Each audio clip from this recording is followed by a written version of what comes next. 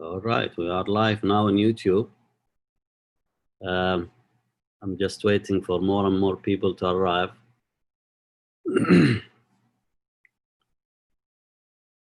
Great.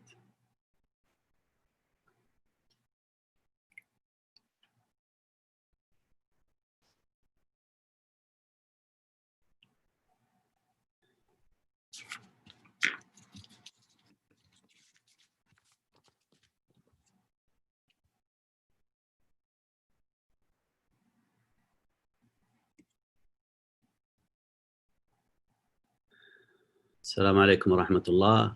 Everyone feel free to check the Zoom application, look at the buttons, available option that you can use. As an attendee, you will be able to send question and answer or get the answer. And also you might raise your digital hand to answer a question. I mean, to ask a question or to participate or will be given the mic to say something. So in a minute we'll start.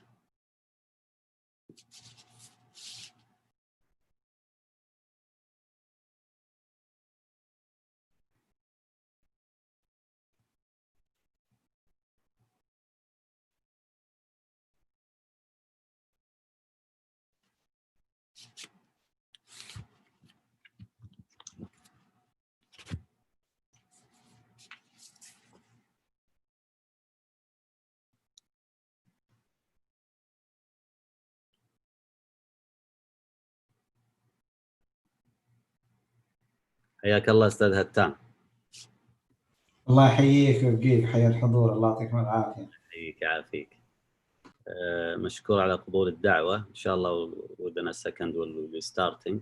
إن شاء الله بحاول. أسعدني حضوركم ويعطيكم ألف عافية وإن شاء الله بحول الله يعني نشارك معكم بعض ما عندنا. الله يخليك، نستفيد كثير إن شاء الله. All right, I'll start now since we are already live on YouTube. For people who are following us on the YouTube, there is a little delay, and this is configured for Zoom to have like 10 to 20 seconds delay between the reel and the real show and the live streaming. Okay, let me share my screen.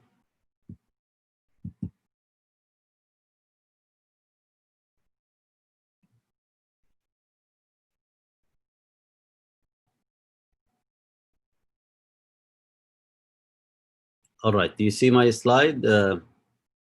Okay. Bismillah ar-Rahman ar-Rahim. Assalamu alaikum wa rahmatullahi wa barakatuh. Welcome everyone to DGS first ever webinar. On behalf of Dhahran Geoscience Society, I would like to welcome you all to the first DGS webinar, Innovation in Crisis, with Mr. Hattan Ahmed from KAUST University. This is Nasher Al-Bin Hassan. I am the Vice President of the Public Outreach of Dhahran Geoscience Society, and it's my pleasure to be the moderator for today's webinar. At the beginning and before we start, I would like to take this opportunity to thank our sponsors for their great support for DGS.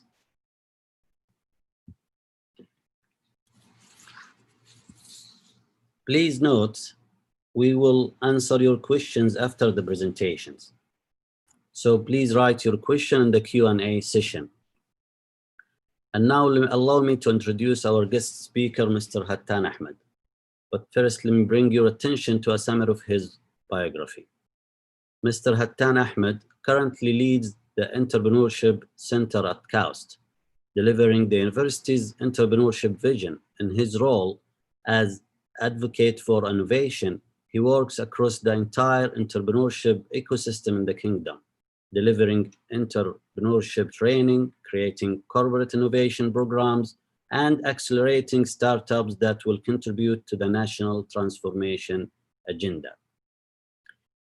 He has diverse background in industry, startups, and academia.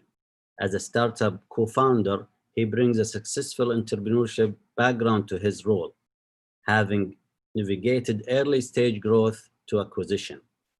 Mr. Ahmed has received multiple entrepreneurship awards on both national and international scale. Mr. Ahmed also brings a rich background in information technology to his role, with experience in system design development and implementation within industry ranging from oil and gas, travel, and retail. We welcome Mr. Hattan Ahmed. We are pleased to have you here with us tonight. The floor is yours, and as I mentioned at the beginning, all the questions will be left to the end after the presentation. And as I heard from Mr. Ahmed, there will be many interactions, quizzes, and maybe games during his talk. So the floor is yours now. طيب يعطيك العافية دكتور ناشر، وشكرا على المقدمة الجميلة هذه، وإن شاء الله بحول الله يسعدني تواجدني معاكم اليوم. ودنا بصراحة خلال الفترة البسيطة هذه أنا just sharing my screen now، ودنا نشارككم بعض التجارب وبعض خلينا نقول التجارب اللي اشتغلنا فيها هنا في KAUST مع different entrepreneurs في different areas across the region. بصراحة يعني when دكتور ناشر والأخ خلف برضو they reached out and we thought this is يعني it's a prime time to explore this topic and share our perspective and experiences from our insights سواء كان مع الcorporates أو مع الستارتابس اللي we're dealing with over the past few years. وطبعا يعني thank you أول شيء على الحضور، شرفني تواجدكم معنا اليوم. and صراحة this is one of the good things يعني living this current global pandemic, although there is a lot of يعني downsides to it, but we always look at the full half. ويعني واللي ادتنا هذه الفرصة إنه نجتمع هنا virtually where يعني I smell ريحة الشرقية، بدون كثير ناس ما شاء الله من الشرقية، ونعيش في الشرقية فترة طويلة يعني 6 سنوات في الشرقية عشت، فيعني it's a pleasure to be there. وإن شاء الله for next time we will be with you. فإن شاء الله I hope you guys are ready and you got your popcorn and you're chilling على your laptop, and إن شاء الله we'll share يعني our humble experience, a few stories and insights on how we can take this further. بس احنا معلش اذا تسمحوا لنا احنا we might disturb the popcorn يعني fun اللي you would enjoy, and زي ما قال دكتور ناشر ان شاء الله we'll have a quiz throughout the content. وان شاء الله لما بطول عليكم ان شاء الله حوالي 30 minutes or 35 minutes we will go over the content and share a few insights and thoughts that we experienced. بعدين إن شاء الله I'm really keen to interact and talk and learn from you. We'll be asking some questions. دكتور ناشر حيساعدني على هسه إنه we collect some input just to get a feel of let's say your input على بعض ال questions as we go through. So your engagement معنا will be much appreciated. طيب, what are we planning to cover over the past over the upcoming 30 minutes? يعني hopefully يعني we can really touch the surface على 2 key questions. أول question اللي we really wanted to share our insight فيه is like why innovation thrive in crisis, which is counterintuitive. يعني احنا نقول الدنيا is a crisis when all things are happening and it's difficult times. Is this time really for innovation ولا لا? We will be sharing with you our insights and input عليها and why hopefully over the next 30 minutes we'll see why it's prime time now to innovate. A second piece اللي you wanted to, if we agree collectively that it's the perfect timing now to innovate, then how can we do it? That for the corporate setup. So those are the 2 key questions, and you will go through يعني different let's say content and stories to convey those kind of messages or look at those questions from different perspectives. دكتور ناشر يعطيه العافية شوية كذا بالغ في الانترو بس أنا يعني it's like humble experience I would like to share with you. Yes, now I'm at the Entrepreneurship Center at KAUST where we engage and involve my different wide range of startups and also corporates. But at the beginning it's like يعني I'm really glad that we're connecting now virtually وإن شاء الله next time we'll see you يعني in person في الشرقية بحول الله. لأنه it's been a while since I've been للشرقية ومعانا هنا زملاء برضه من الشرقية. I started my career أنا في أرامكو من 2007 إلى 2000 عفوا من 2001 إلى 2007. So I lived good times in there بصراحة ولها مكان يعني أرامكو والشرقية لها مكان في القلب. I'm very kind of grateful for the experience مع أرامكو. And I left during the financial crisis in 2007. where people قالوا سلامات شفيك يعني تسيب دحين خلك قص قاعد وراكب بعدين ليش رحت عشان تكمل ماجستير قال طيب خير يا طير اقعد هنا ما عندك مشكلة تقدر تاخذها اونلاين تاخذها all the council. بس بعد ما I left and I came back for 2008 actually when I left for my grad studies I found out انه كمان في ناس crazy people like me يعني they went for that adventure and I came back I started my company. And it was a very interesting journey. I exited through the emergency door from that company and I would love to explore that experience. But the key thing is during the, let's say, during that time, starting a company in crisis time or in the financial credit crunch, that was an interesting experience. It's priceless learnings that came out from that experience. And we can shed some light into it later on. And then after that, I joined KAUST. Now I've been working with KAUST for the past 8 years. And it's been very interesting, exciting experience where I worked let's say, the Research Funding Office.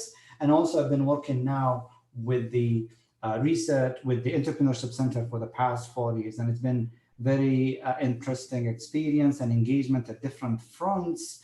We would love to share some of those learnings and experiences that we see across the board in the region, in the country, and beyond. And I think that can that cascade at different points for different areas with it. And this is, to be honest, where my heart and mind is. And hopefully we can share with you some of those experiences as we move forward.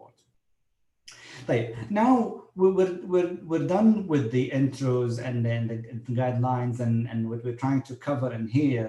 What I really wanted to go for is it's like as you all notice, like the world is changing and it's just increasing in terms of the speed and acceleration of change. And this is not something really new. So there is massive amount of changes taking place and it's just been accelerated one after another. And it's how we see that change from our perspective, from our point of view, or from where we stand. And that's what really makes a difference. So we always see things that happen in a very short time frame. And for example, if we look at the 4 seasons throughout the year, like for longer things, sometimes we might not really absorb or realize the speed of change as it goes through. And I'll give you a few examples in there. Let's say if we look at things that we're doing today and we used not to do a while ago, 5 years ago, 10 years ago, and all those kind of areas that we look at, starting from the telephone-based kind of modem that we use and how this technology now is enabling us in order to overcome that and being able to do this kind of interaction. And always been thinking, it's like, imagine if this current global pandemic took place 5 years ago, how would that look like? And what's the impact? I think it's going to be a magnitude of, I don't know how many X's, but it's going to be more severe in terms of the magnitude moving forward. So keeping that in mind, let's see what's happening in the corporate world. And maybe that might be less obvious to see. And what we're about to share with you, this is market cap or market capitalization for the top 5 companies globally over the past, over a period of 15 years. And you see they're mainly highlighted into 2 different colors. And if you take a second to take a look at it, I'm sure you see clearly how the significant players are displacing, the young companies are displacing the asset-heavy organizations. And whenever I look into this, again, I've used this in many different kind of areas and expand into it. There's a good amount of research that backs it. Is really fascinating how those companies who are not asset heavy are displacing the asset heavy based companies, including companies in oil and gas, companies like GE and banks and all those kind of elements. And what's really common about the top 5 is that they don't have a lot of assets, but they're rich in data and they're rich in our knowledge about us as people. They know how to create consumers, how to create customers in order to curate stuff for them to enable for their consumption. And this proves how valuable this soft and digital content that they're creating in comparison to all the heavy assets in all those different oil and gas companies moving forward, which is really fascinating for me. So let's take another snapshot at it. And what you see in here, this is the top 50 companies in the most innovative by BCG, Boston Global Group, Boston Consulting Group. And what's really interesting, if you look at the top 4, all of those top 4s are similar to the top 5 who are highest in market cap. And actually the 5th one, which is Facebook, they're just a little bit, they're kind of down the line, but basically the top 5 in terms of market cap, they're in the top 10 in terms of innovation. So, and this proves the tight kind of correlation between innovation as a company and building that within the company and its superior position and market capitalization in terms of value, because in the market cap, we're not taking our own perspectives or point of view, we're taking the facts of the investors' perspective. And that's what the investors are saying. They're putting their money, they believe in their trust to invest into those companies that is increasing the value of those companies. And then the other piece of information I'd like to share with you is the lifespan of those companies and lifespan of those companies who are listed in the into the stock market. And what you see in front of you in here is like it's a span of a quite long period of time, indicating the average time of the companies being listed in the stock market. And what's really interesting is that you see how that number is shrinking from 40 years to stay in the stock market, going down to 15 or 16 years on average.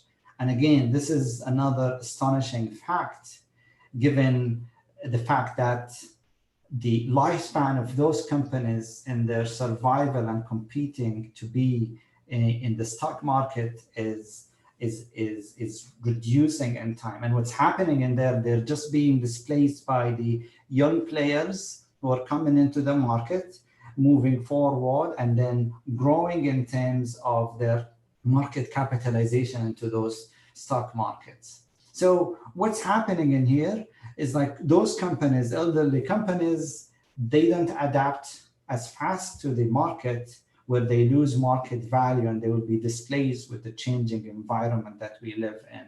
And this is one of the key things, as one of the key drivers to drive for innovation, is to enable for that kind of change moving forward.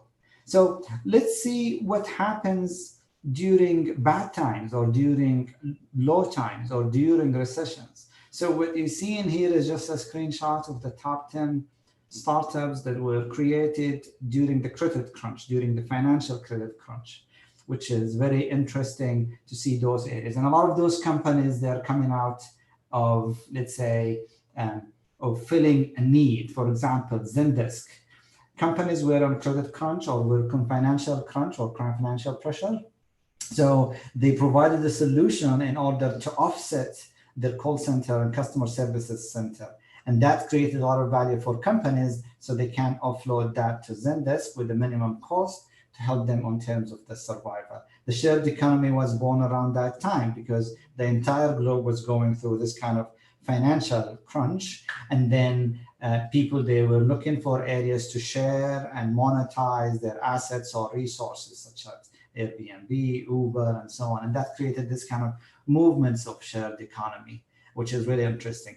Even if we zoom back to kind of earlier years, so you see throughout the history, whenever there are some different recessions or panics or economic pressures, a lot of great companies, they were born out of those areas, and some of them, they were spun out from different companies moving forward. So what we're trying to say in here, this is really continuum, and it's going to continue on happening, and it might increase in severity. And we live, whether it's a global pandemic or a recession or a depression, in any of those cases, that will just drive things to change. And as you all know, and familiar with the fourth industrial revolution and all the different tracks that are generating, and just putting the entire globe on this kind of steep trajectory to adapt and change and survive, to kind of defeat those kind of challenges, and that will kind of dive deep into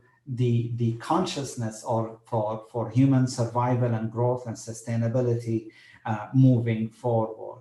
And here is what happens. So basically, what happens usually, we get kind of eased with the norm, and then we take it as kind of facts, while basically there might be some other new norms or other opportunities that we might not be aware of until we get to it moving forward.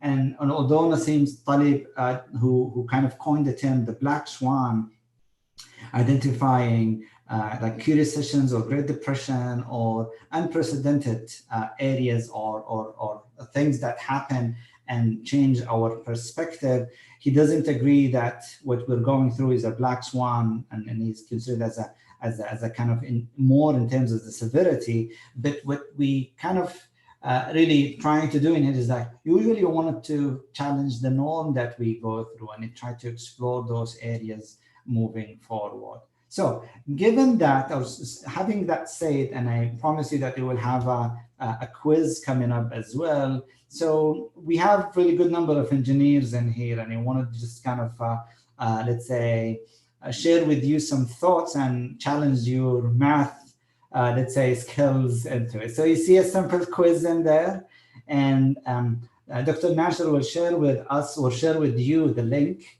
So what I'd like to ask you is that to click on that link, and then you will see those forms kind of getting in there, and I want you to tackle this quiz in a couple of minutes. So I'll take a break while you guys are taking a couple of minutes, but and I hope you get the link. Dr. Nasher, did they get the link? Yeah, I already sent it. Okay, good. Everybody get the link now. So if you click on it, you go to your browser, and there is a nice little puzzle we want you to go through, and we'll give you 1 minute. Time starts now.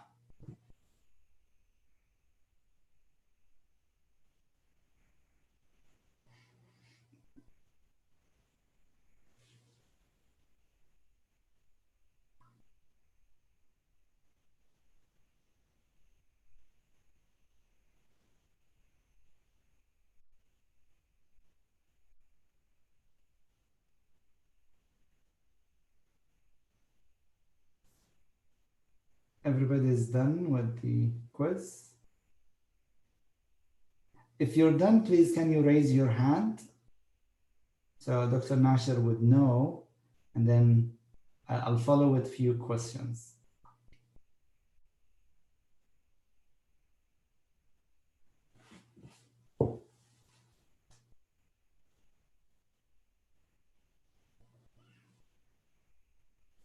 We got 10 seconds left.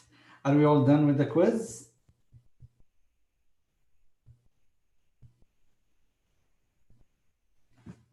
See multiple hands. They can click on yes if they get the yes and no answer, and that will help us with the counter. Okay, I see too many digital hands right now. Okay, good. So I think all of them are done. So, okay, so now the quiz is over. I just wanted to ask a question. How many figured out the formula? I want to see hands, and even if somebody wanted to participate or type in their input in the chat box.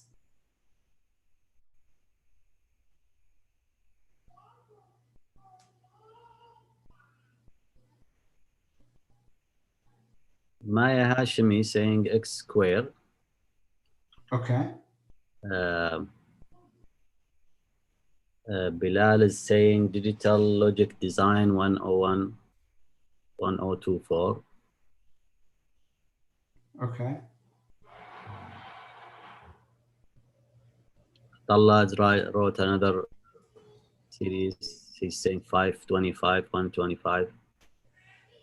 Okay, nice, nice. Maya changed her mind. She said, no, it's x times 2. Okay, okay. Hello, Maya. يعطيك العافية. Maya is KAUST graduate, by the way. يعطيك العافية. All right. Anybody else? Anybody else figured out what the formula is? Someone said duplication. Muhammad. Okay, duplication. Okay. Someone say times 2. Nada Al-Ghamdi. Faris is saying times 2. Fairuz is saying duplication. Bigger number every time. Abdulaziz Mansour. Ahmed Al-Ghazawi, multiplication. Okay. So we have a lot of scientists here. Nice. Okay, good. And this is what I guess is that's going to be quite easy and straightforward. And I'm glad. Thank you, everybody, for the input, and really appreciate your input moving forward. I wanted to ask another question, and Dr. Nasher, if you can help me with that. Anybody did multiple trials? Multiple choice? Multiple trials, multiple times they tried. Okay. Yes, there are a lot. Tried it a lot. Okay, for the same formula. Yeah.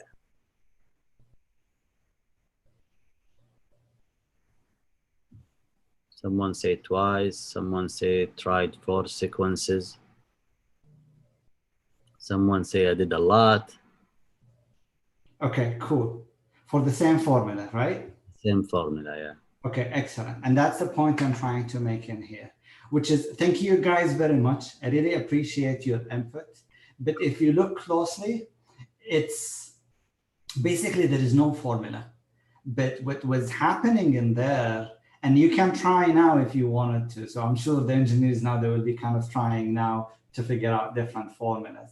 There is no formula whatsoever, but it's just the trap that the quiz was kind of designed into, and the trap of the confirmation bias that we get into as engineers, as scientists, as people who are trained to do so. So basically we build a hypothesis, and then we wanted to confirm for that hypothesis, whether it's a multiplication or duplication or whatever formula that we kind of place based on the pattern that we have seen. But you can try all different patterns and it will work, because there is no real formula taking place in there, but it's just a prime that we placed into the quiz to drive people to think into that direction.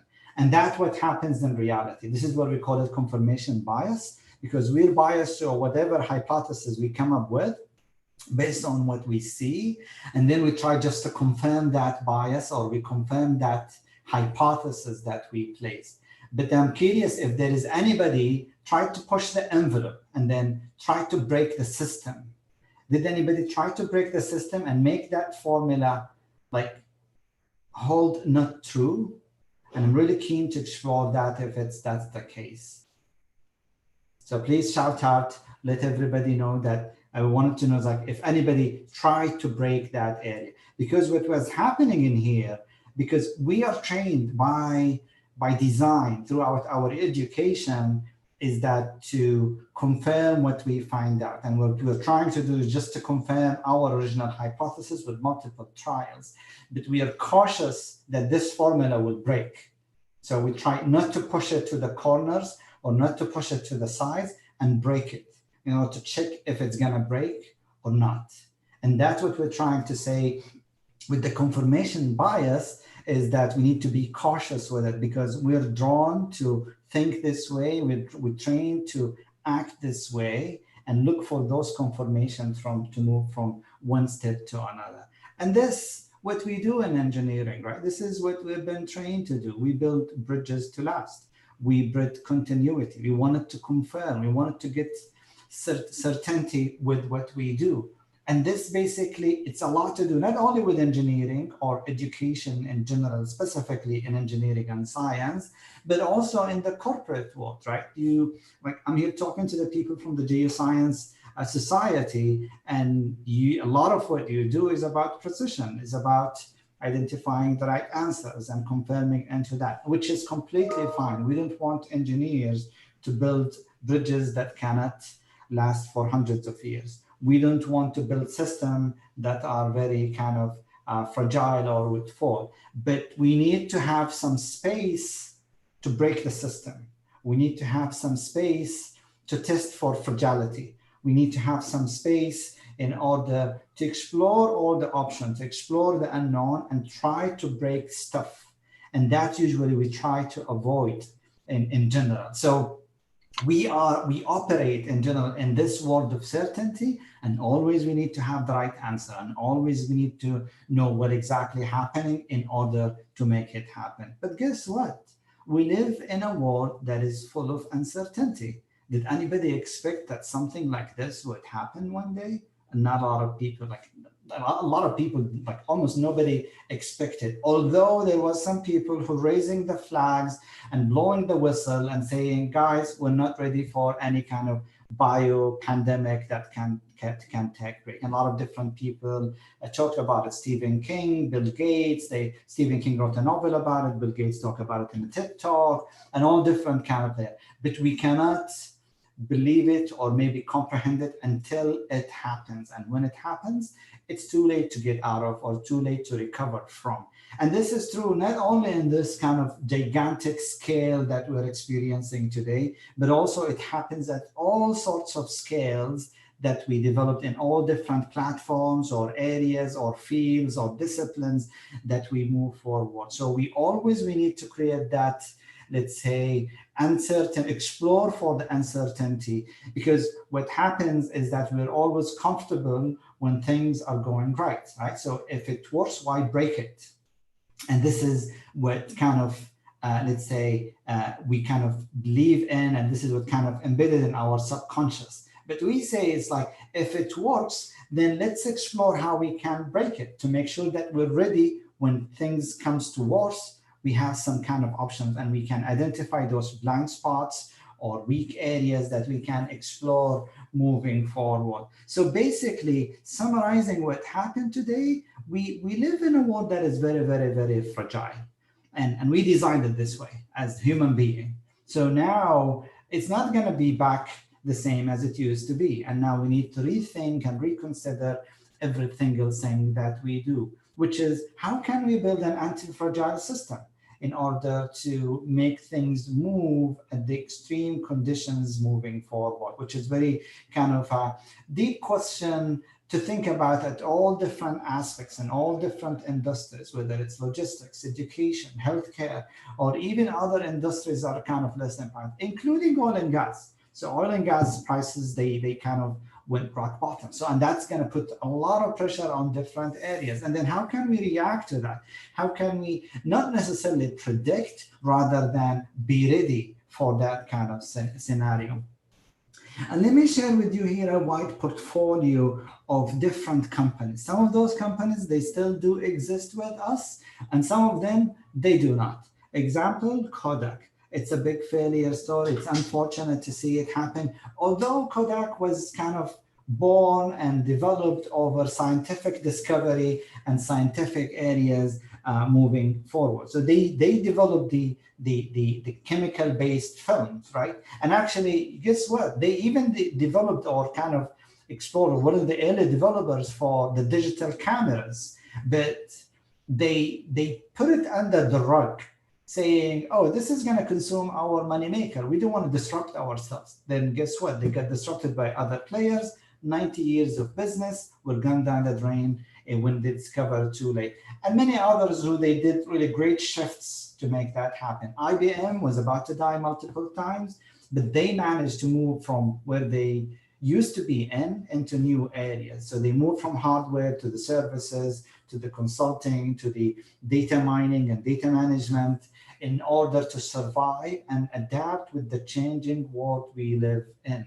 Whether it's pandemic or a recession or a depression or whatever it is, it's just going to happen again, because history tells us that this is recurring events, and we just need to build systems that can sustain those bad times to make it happen. So what does it take to do so? Or how can we deploy that into the real world? And here is one of the key basic principles, and it's been really nicely developed by Brene Brown, where basically what we're trying to do when we're trying to discover the unknown, we're going to areas that we're not really comfortable with. We're exposing ourselves. We will be afraid of shame and afraid of vulnerability.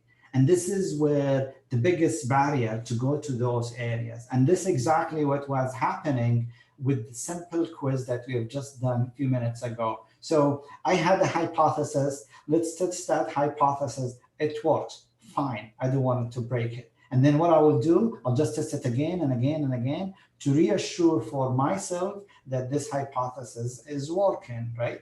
But in reality, it's not, because any other equation would fit into that kind of input box. And that's what we're trying to do. So basically, it's taking the role of leadership or pushing the edges, pushing the envelope to the edges of the globe.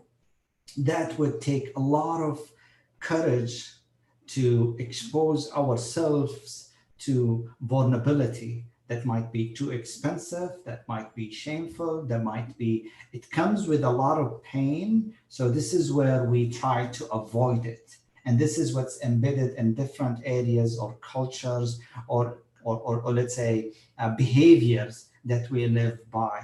And basically, like, it's at both levels. And if you all remember, this is Felix trying to jump off or skydive off the edge of the earth. And that takes a lot of courage to do so. And that's a lot of vulnerability that he's putting in his place, you know. And the idea is that they wanted to experiment for a human being to go by, or let's say, skydive at almost at the sonic kind of speed, which takes a lot of courage to do so, right?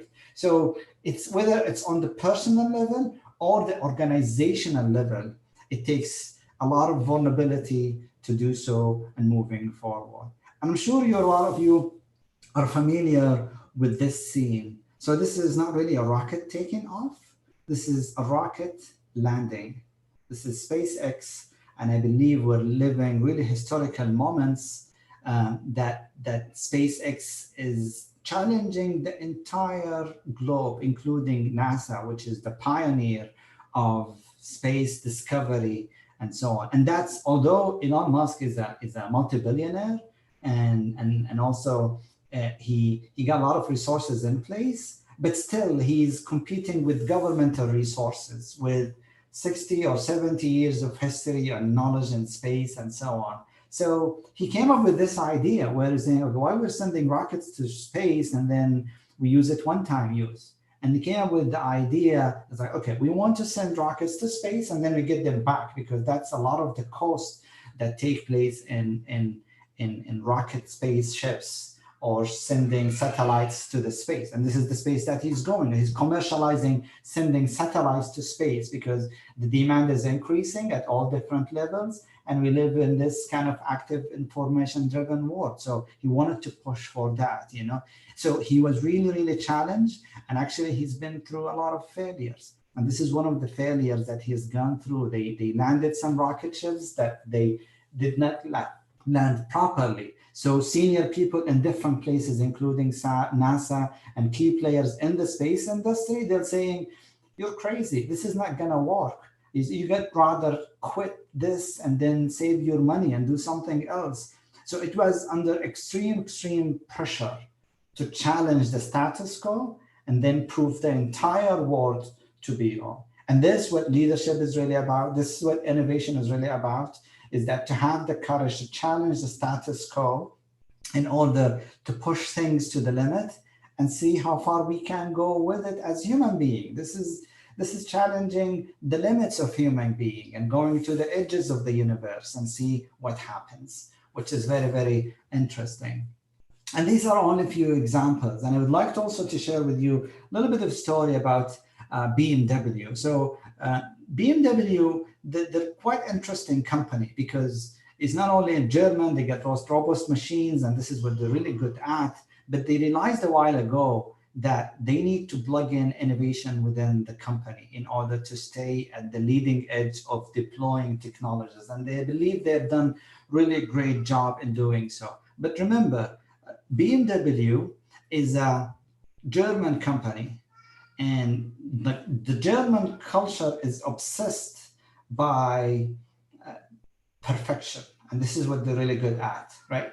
So they would love to do that kind of, so shame is a big thing for them that does not allow space for failure, that does not allow for all different elements to take place. And this is a risky thing to take place. So they've done a lot of great stuff in order to overcome those kind of challenges and challenge the culture to change it and moving forward. And you all know that culture eats strategy for lunch and breakfast and dinner.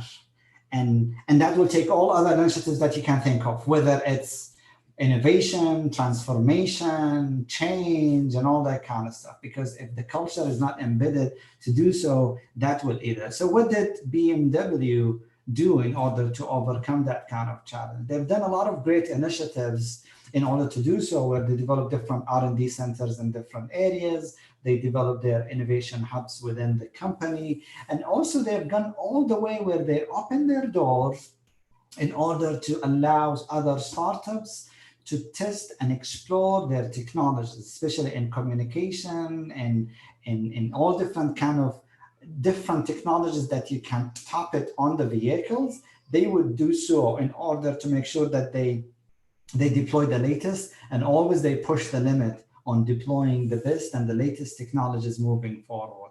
And one key thing that they've done is that they expanded this into different areas. So the startup garage does not operate only in Germany, but also they have their startup garage in New York and in Japan and all different parts of the world to tap into the different talents that they can get access to and deploy it to make their cars better and deploy the best and the latest and the smartest technologies in those vehicles to stay up to date and compete with this saturated market and very competitive market that is changing rapidly as we move forward.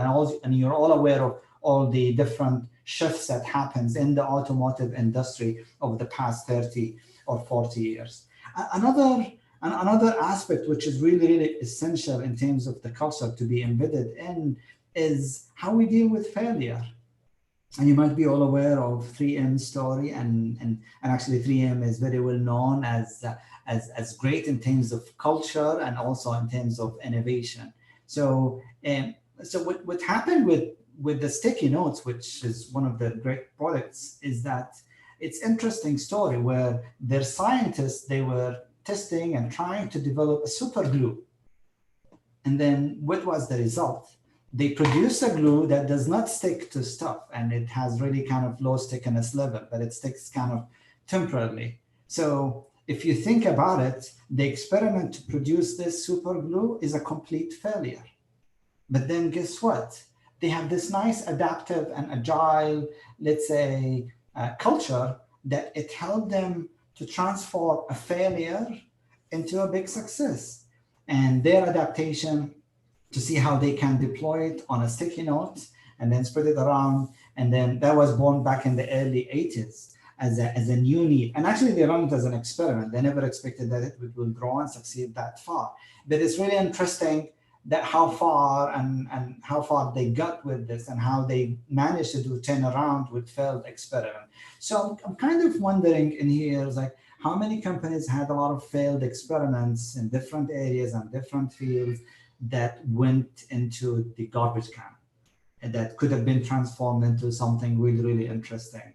And I think that takes mindset, takes a culture, it takes a lot of courage, it takes innovation, it takes seeing the non-obvious to create something new. We call it, we make lemonade, you know, it's like, so it's like, we got to make lemonade with whatever we have. So we get something that we're not really happy with, so we get something that we did not expect, then how we can create value with it. And that takes a lot of intellectual power to do so, which is really interesting. And there's a lot of great products as well they do. But the moral of the story, and we're trying to say in here, is that like embracing failure as a culture and having this ability to deal with failure, where we can fail fast and experiment with stuff to move forward and turn those kind of failures into successes. That is the big trait and to be embedded into the culture moving forward.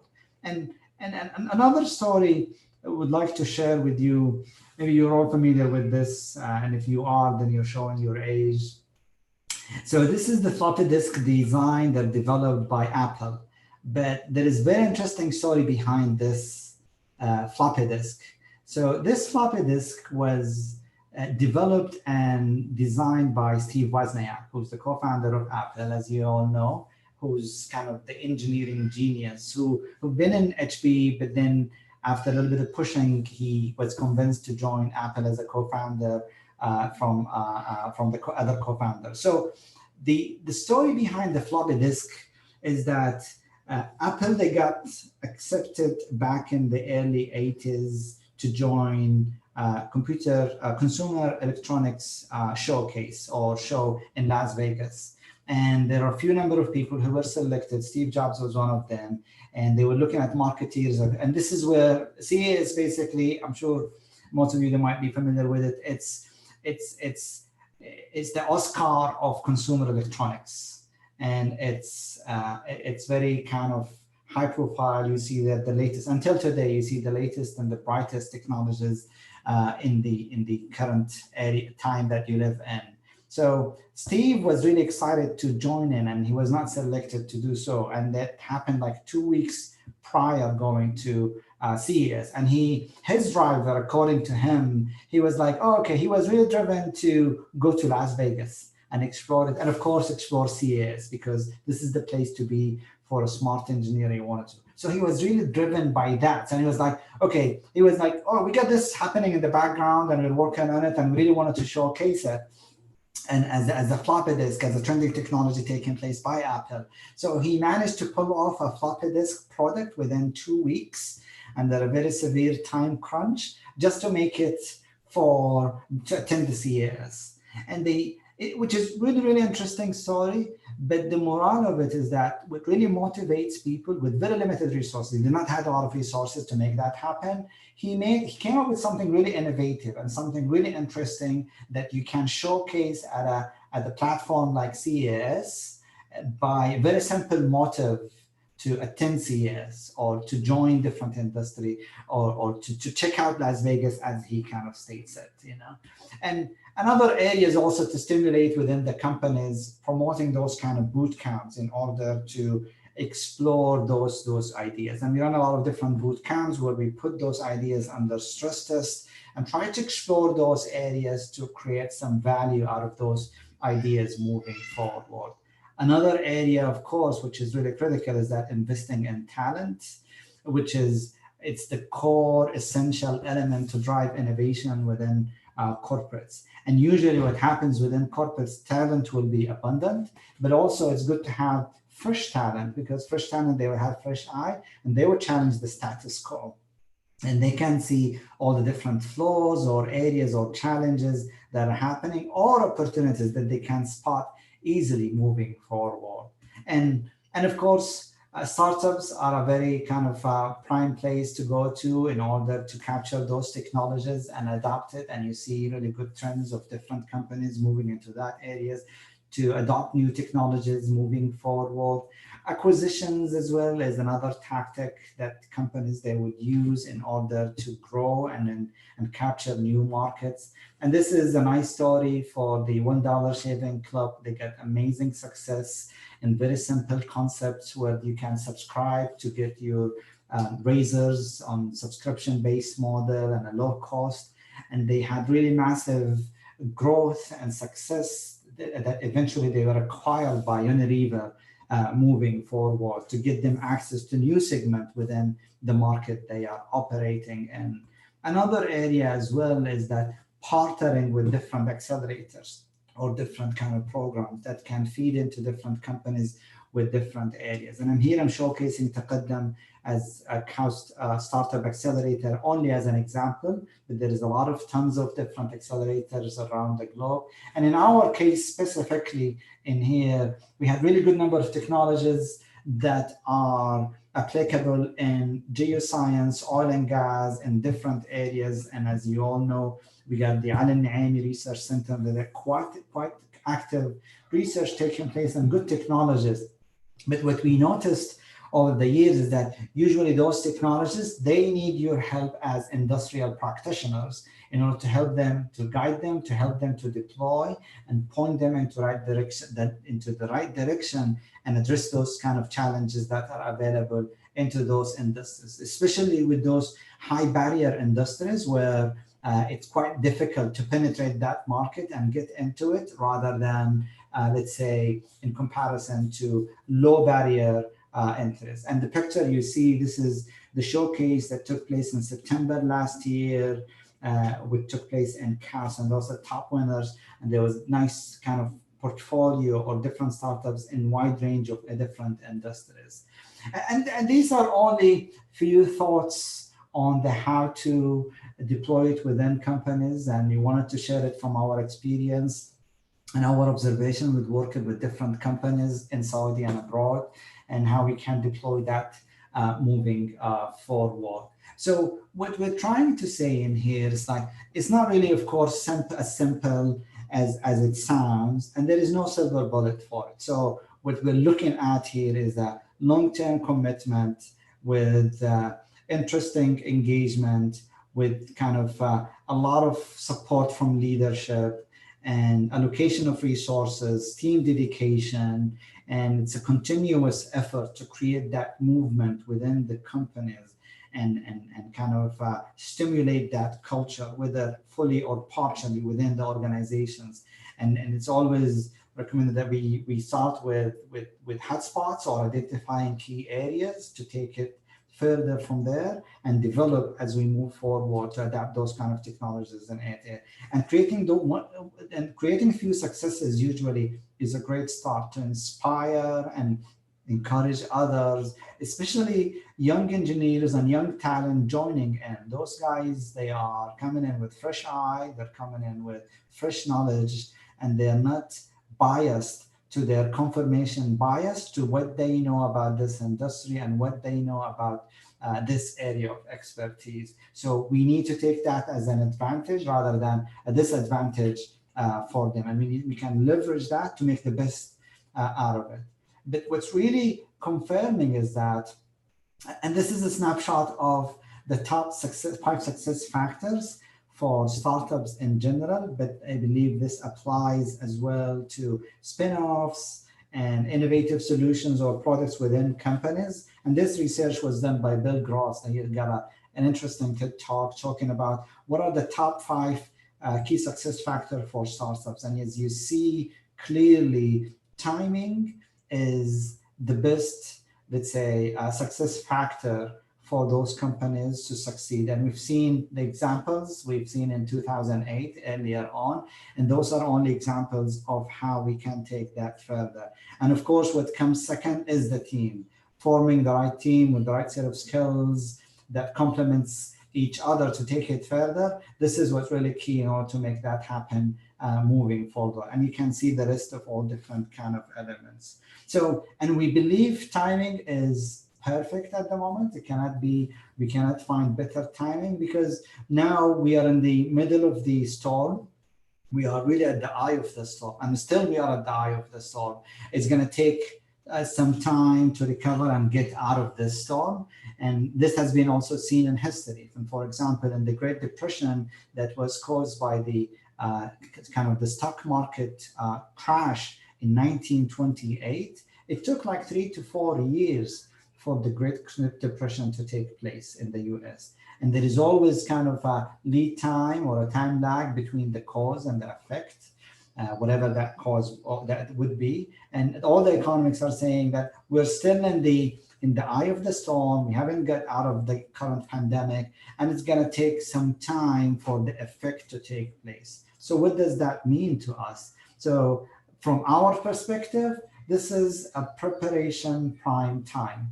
So identifying those gaps, getting ready with developing those experiments, spotting those non-obvious opportunities is prime time for that, because within the next 2 to 3 years, I believe a big wave would come with really positive note that will be, it will really help to lift all boats. And what we need to do now is to build the boat, because it's, and what I mean with building the boat is that identifying those opportunities, pushing for those kind of engagements, building those kind of teams, and looking at the non-obvious and experiment with those areas. Even if we fail with those experiments, then we would learn and we can develop and grow. And for sure, once the wave comes, we need to be ready, because if we did not, then what? And that's one of the key challenges that we wanted to create.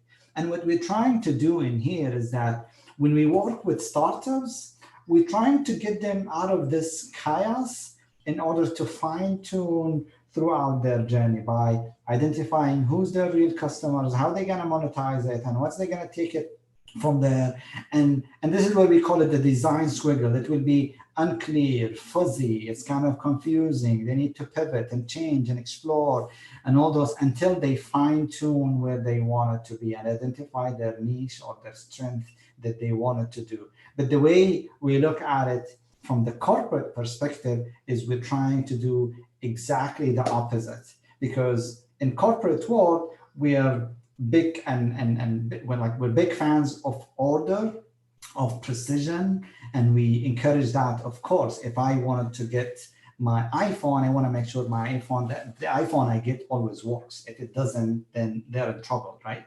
And similarly for any other business that we're running. So what we're trying to do in here is that we wanted to move from, let's say, the order and let's say the fine-tune that we are in order to create this organized chaos and experiment within controlled environment and explore the unknown, push the envelope, break the system within kind of safety net that we develop in order to explore new frontiers of discovery, new areas of finding out what we really wanted to do.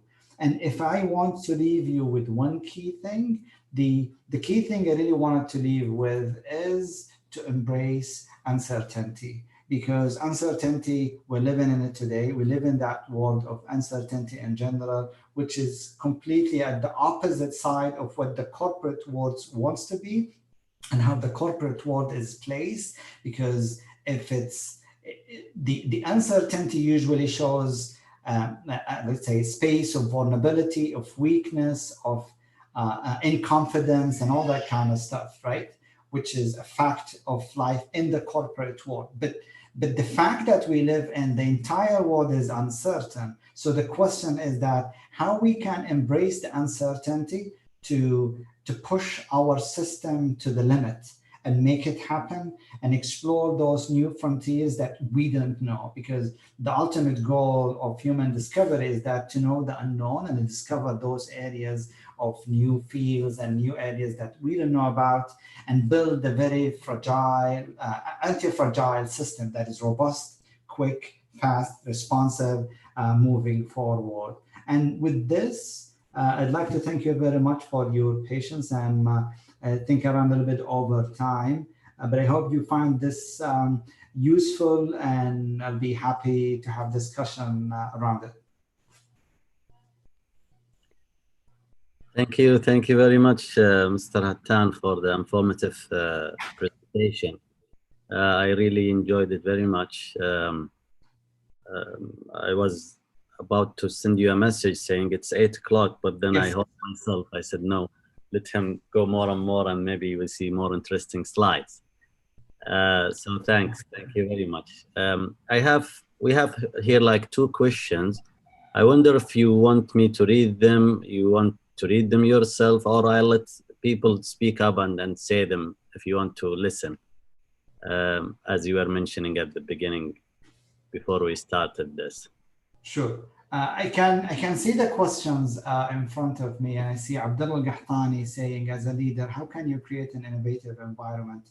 So it's really a big question, Abdullah, and there is a lot of elements into it. And I think I tried to cover some of the, let's say, bases into it. But I think as a leader, one of the key things of the leader's role is that to provide safety to his people.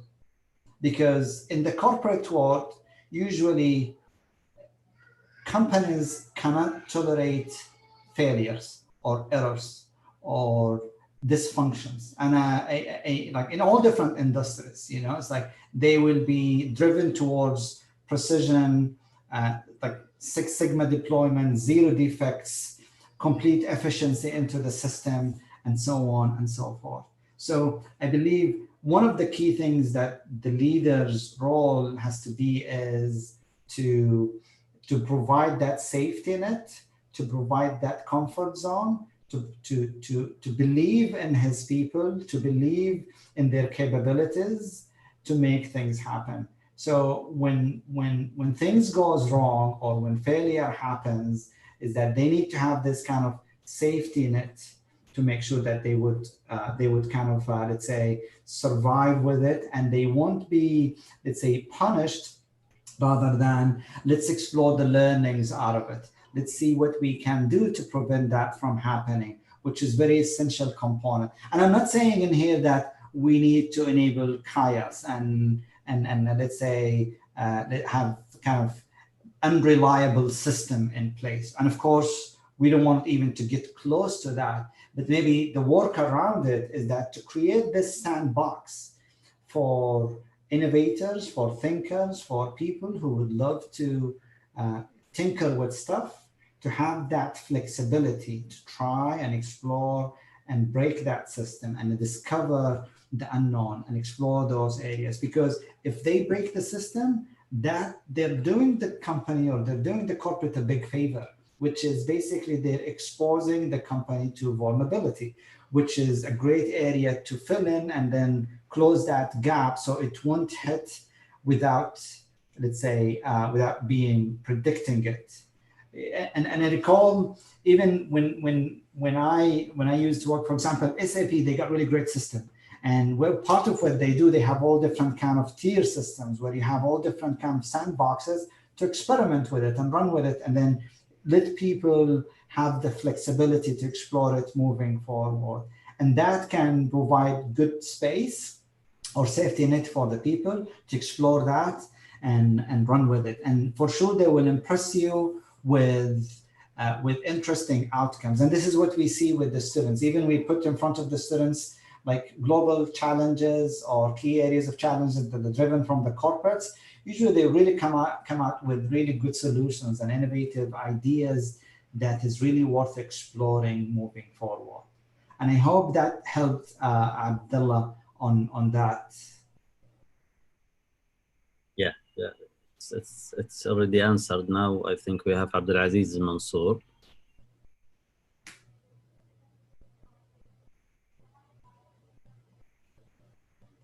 Yeah, that's a good one. And I think it's relevant to the previous one, Abdulaziz, where how can we foster a culture of innovation that tolerate failure in corporate settings driven by short-term KPIs and ROI, IRRs, and other economic matrices. And I agree with you 100%, Abdulaziz. Yes, usually they're kind of driven by those KPIs. But there is one piece in here I'm really interested in, which you mentioned in there, where they get some, they get, if in order to promote that kind of culture and enable those kind of activities moving forward. So KPIs should be only targets to achieve for, and KPIs are quite tricky because sometimes you might have the wrong KPIs moving forward, and that's just going to put people in the wrong, let's say, place. And I'll give you an example with that, what I mean. So some people or some companies, actually like global companies back in the 80s and 90s, they were thinking about IPs or intellectual properties as goals in order to, let's say, to set those goals as targets, and you wanted to file for X number of IPs within X number of years. And they wanted to place that goals to hit it. And what happens is that this is very false target, and it's very tricky one. So we want to make sure that we place the right KPIs. Why is it false target? Because IPs does not say anything, but the idea that you filed for is novel, and it's non-obvious, and it's unique. And that's it. And it's quite expensive as well. So we see IPs as liabilities. And if you cannot monetize those IPs, it's going to cost you a lot of money, no matter how rich the company is or the organization is. And they will hit some point where they need to drop out because you're paying for filing and you're paying annual maintenance fees. And those usually very, very expensive. And as your IPs grow, if you can't monetize it after some time, the technology transfer office or the IP office, they will have to drop some. So having the right KPIs is really important, and that's one piece. But then in order to, let's say, tolerate that failure, we need to create that sandbox or safe environment for people to try and experiment stuff. But I think one key thing that is very important in here is getting the buy-in from the senior leadership and getting the resources and the support and having the vision to believe in that, because you will have a lot of failures and you will have a lot of challenges, and that should be expected. So it's a long-term goal rather than a short-term, let's say, objectives or quick wins that you wanted to achieve. And if you look up, let's say, percentage, and we've seen the innovative companies are the top 50 innovative companies. So those companies usually they spend significant part of their revenues into R&D. And guess what? They outsource a lot of their R&D to universities. Around 80% goes to universities, because even that space kind of changed big time, including the big pharma. So the big pharmas now in the US and in different areas, they're going down into those areas where they call it innovation clusters. And there are a good number of them around the world. And the idea is that to have a small innovative hub that is open to the public, open to the innovators, open to the university college students, and expose them to those kind of challenges and reach out to them to what they're trying to do. And usually there will be nice synergies and nice overlap between the two in order to acquire those talent, because your capital in that space is the talent, and you want to get that talent on board in order to explore those opportunities and then support it with the system to hit to the targets and milestones. And I think one key thing in here, we need to split between the operations, the money-making side of the business, and the sandbox and the innovative space that you wanted to create and the space to tolerate that. And I think once that is done, then we will have good kind of, let's say, management of expectation for the leadership, so they can tolerate those kind of areas of, let's say, failures or whatever aspects that we will be looking at. Ustad Hattan, sorry, I think Yes. we are like 15 minutes, about 15 minutes after time. So we'll let you take the last question. Sure.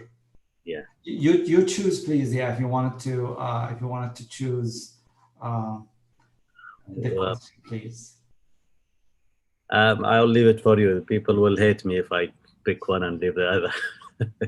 I'm fine with time, by the way. I can spare another 15 minutes or so if you are fine with it. I'm enjoying it, and I'm really enjoying the questions as well as we're going through it. And I think they're coming in sending order in here. Yeah, so it's like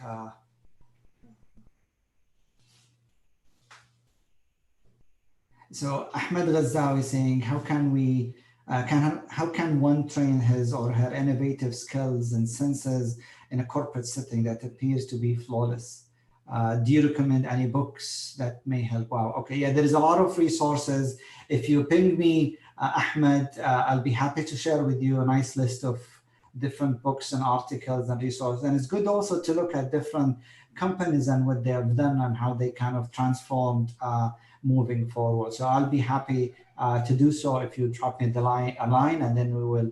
I had my Twitter account, or if you want, I can drop you my email account as well, and we can exchange resources. And we got a really vast number of resources that I can share with you on it. I think there is a lot of nice messages coming in. Fadi,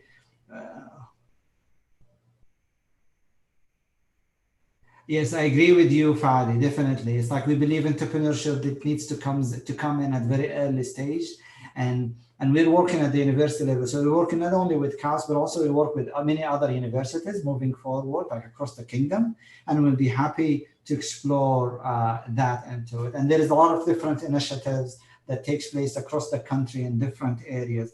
And we believe also innovation is a culture, it's a mindset, it's a way of thinking that you wanted to embed at all different levels moving forward into it. Yeah.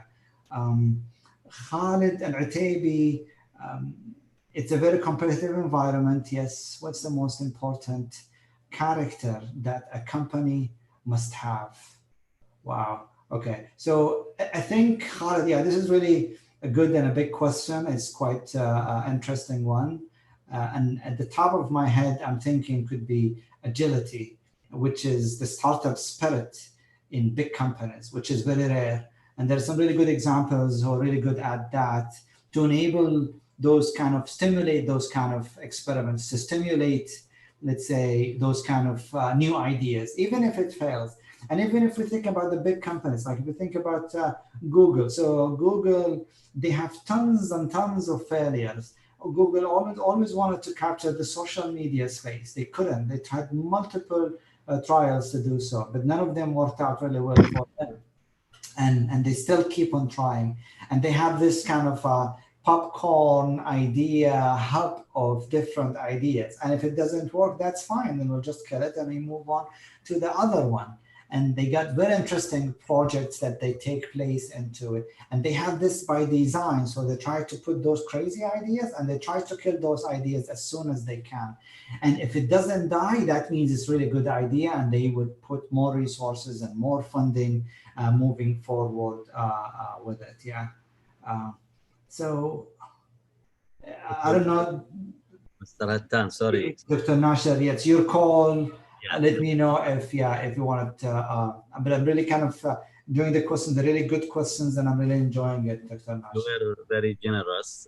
Thanks for giving us most of your time, not some of your time. Please accept our sincere appreciation for the outstanding presentation you made. It was very interesting to hear about your experience. Thank you very much for sharing your time and experience with us. We were lucky that you are the first webinar speaker for the first DGS webinar ever happened. My pleasure. Thank you very much. We appreciate your time. We wish that you were with us here, so we give you a token of appreciation, but this is the crisis you are talking about. And since you are maybe the son of Sharqiyya, one time you will visit us and we'll take you at least to Shawait al-Khalij or to anything. Yeah. Sure, inshallah, it will be our pleasure. My pleasure to be here. I really enjoyed it. And I hope it was fruitful and useful for the audience. So thank you for your time and thank you for your patience. And it's a pleasure to be here. Thank you. Ladies and gentlemen, we would like to thank you all joining us this evening. And we also would like to extend the thanks again to our sponsors for their great support. Thank you very much and have a great evening.